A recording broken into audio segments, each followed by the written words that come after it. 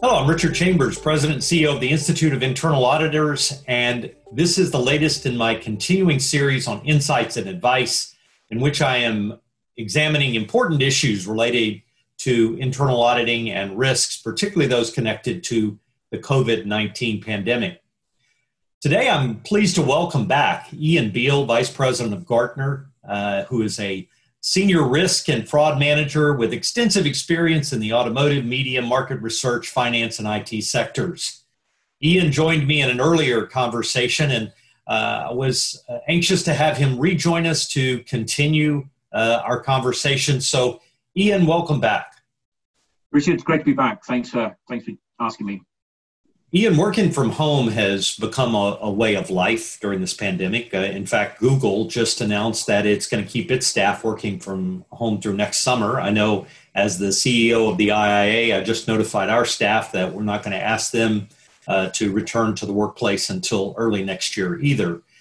So for internal audit, with so many working remotely, and I know you touched on this earlier, how will we recruit and onboard those new recruits? And how do you think we're going to manage and motivate our teams to support their well-beings in this new virtual workplace?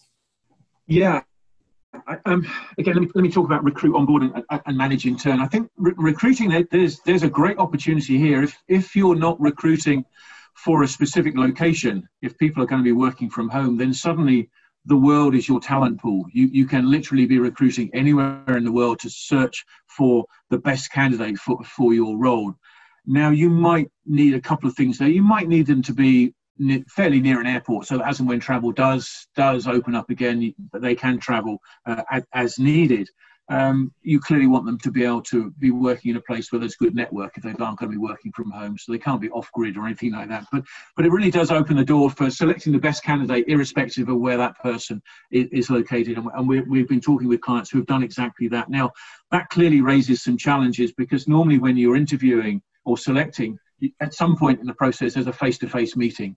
And if you're not meeting someone face-to-face, it makes it more challenging. So how do I really know this person? Will their personality fit into our team? That cultural assessment part of it is more difficult if we're doing it like this, over at some sort of Zoom meeting or something like that. So there's some great opportunities.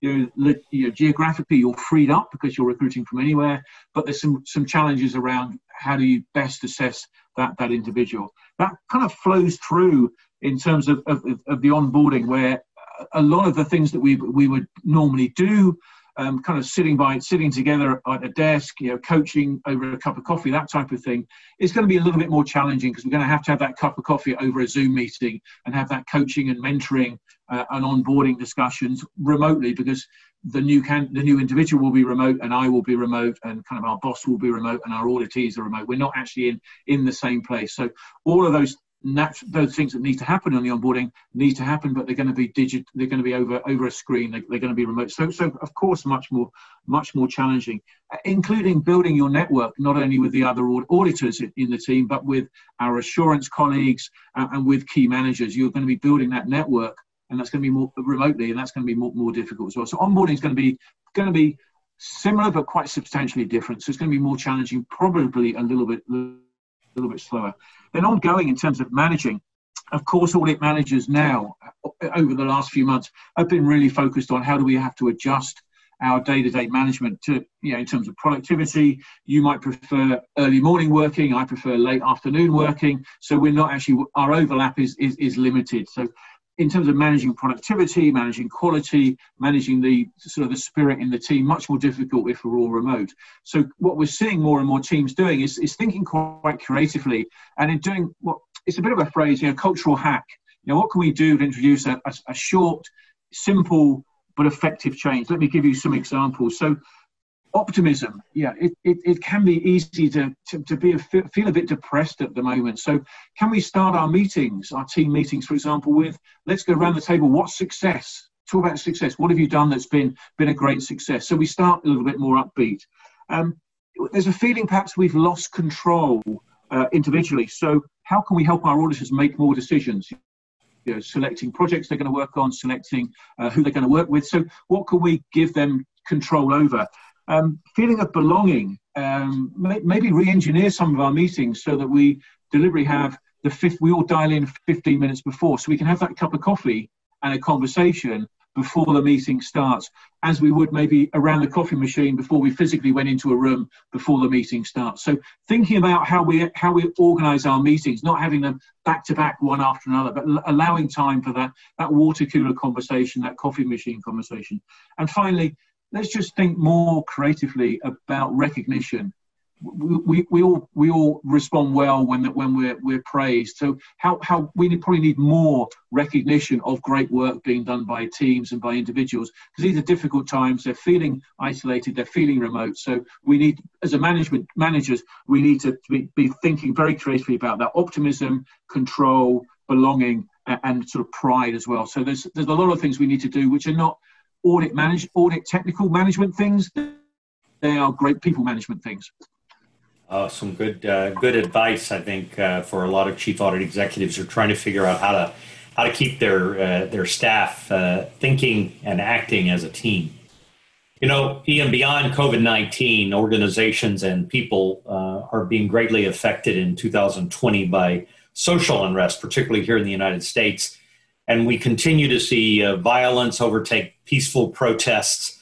How can internal audit help their organizations take effective action arising from social unrest and that could impact things like talent, reputation, and customers?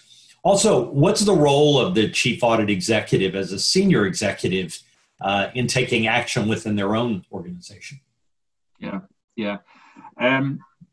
A really challenging question, and the current challenge, Black Lives Matter, comes on the back of Extinction Rebellion, comes on the back of Me Too. So they're different, and I'm not trying to judge one against another, but there's a series of these, and they continue to challenge organizations and chief auditors.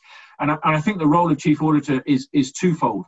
One is to review what the organization is doing and to challenge that. And secondly, to mirror that as a senior executive leader in the organization to take action in their own sphere of responsibility and within their own team to drive visible change and deliver visible results. So, and that's like any corporate initiative. If we were going to digitalize, if we're going to expand in China, the chief auditor needs to have both of those viewpoints. So, challenging the organization so that pretty much every organization's chief executive officer has written a great statement. The challenge is that needs to be delivered, that needs to be backed up by tangible and visible action. And that's the role of the chief auditor, because the risks that organization is running, if they do not deliver against that, as you mentioned, there are customer risks that customers are going to walk away. There's a talent risk that people will leave or decide not to join that organization because you've got a great statement, but there's no substance to it. So reviewing progress, tangible implementation plans to deliver what the chief executive officer has said, in the same way that a chief auditor would be monitoring implementation of any major corporate initiative. So that review, critique, challenge, reporting, and opining on progress, visible, tangible progress to deliver the statements being made by the chief executive. But then secondly, also to hold that mirror up to themselves. What are they doing as a senior executive leader within audit, where they have direct responsibility for budget, for recruitment, for culture, ways of working, team spirit, etc. They can make direct change in their own sphere of responsibility, and they have a duty and responsibility to do that as well. Well, Ian, listen, I really want to thank you for joining me today. You had some great insights in response to these questions, and I know that a lot of our viewers know about Gartner, and they view Gartner as a very critical voice in terms of organizational operation and efficiency, and even within the internal audit function. So again, thank you for joining me. Your insights have been enlightening, and I feel that there are many important takeaways from our conversation today. Great to be invited, Richard. Enjoyed the conversation. Stay well, stay healthy, and look forward to our next chapter. I'm Richard Chambers, President and CEO of the Institute of Internal Auditors, and thank you for joining me on this latest episode of Insights and Advice.